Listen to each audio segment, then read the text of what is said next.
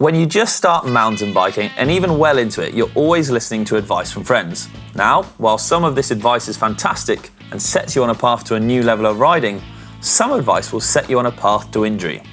Let's have a look at some of the worst advice you can get and why you should avoid it. Start out on a hardtail.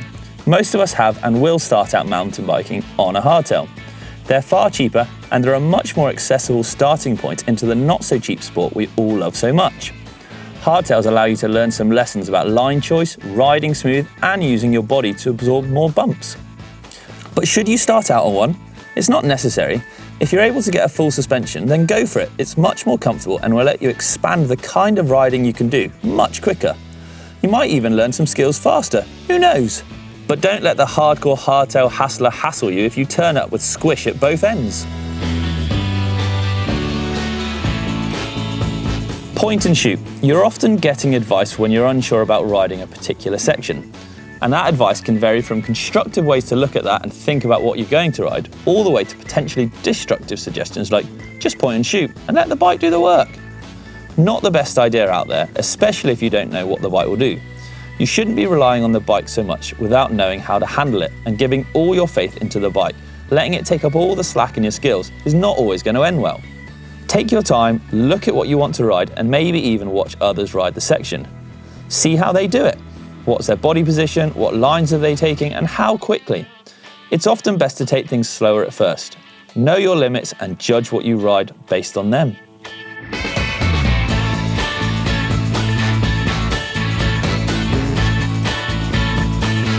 All the gear and no idea. Have you been down the local bike shop and bought every brand new bit of kit they have?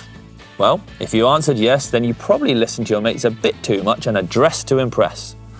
You don't need to have the most expensive kit out there to enjoy the ride. Sure, mountain bike clothes are more comfortable and fit for purpose, but they're far from necessary and, a lot of the time, you'll look a whole lot better than your mates in their leopard print riding gear. But, without a doubt, wear whatever you like, even if you want to mimic Blake in his Speedos. Ugh, gross.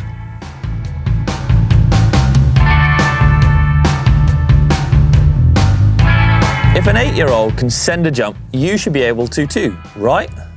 There's a chance that no, you can't. Have you seen what kids are doing these days? It's nuts. If you see a jump that looks too big for you, chances are it is. I mean, it might not be, but it also might send you to hospital. Remember, the older you get, the less you bounce.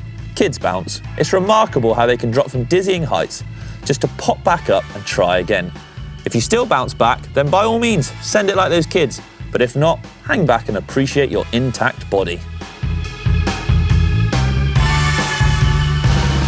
Run as little tyre pressure as possible. Tubeless tyres opened up a whole new world of possibilities. You can run lower and lower pressures. That means you can run super low pressures. Lower pressures equals more traction. So why not drop it right down? It's all relative, surely. You and your mates ride differently, so there's no point copying them.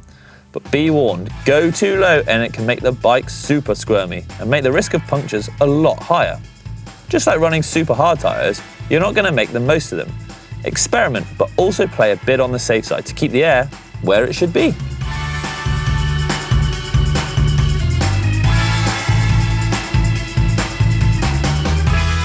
Ah, the old adage, if you're not crashing, then you're not trying hard enough.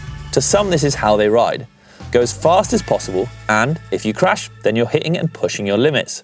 And yes, this does have some truth to it. But you don't always need to be pushing your limits to the point of no return. Because there's another saying, if you're always crashing, then you're seldom riding. And that just rings a little bit more true to me. Crikey, those are some terrible tips and bits of advice that we've heard. And hopefully we won't hear again. That's it for this video. Thank you very much for listening. I hope you've enjoyed it. And as always, if you want to see more, don't forget to hit the subscribe button and give us a little like below.